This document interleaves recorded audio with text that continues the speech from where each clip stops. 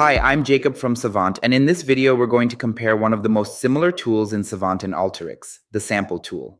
If you're coming from Alteryx, this one's going to feel instantly familiar, but with a few Savant twists that make it even more powerful.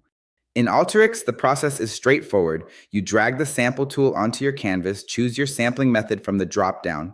Maybe you want the first n rows, skip a few, or grab a percentage. Set your n value and optionally add a group by so each group is sampled separately. It's designed to help you extract just the portion of data you need from your data stream.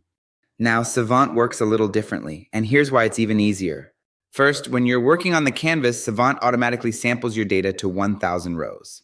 That means you get lightning fast previews while building your analysis without configuring anything. But when you're working with big data sets and want to intentionally control the sample size or method, that's when you bring in Savant's sample tool. Just like in Alteryx, you drop it onto the canvas, choose your method, first n rows, random n rows, 1 row per n rows, or n% of rows, and set your size.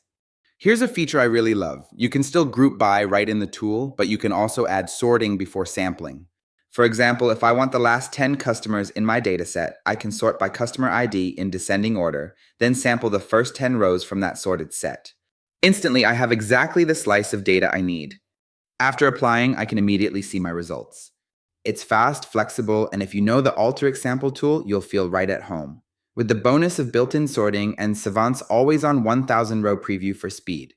That's the breakdown. Both tools are powerful, but Savant adds some quality of life improvements that make sampling not only familiar, but even more efficient.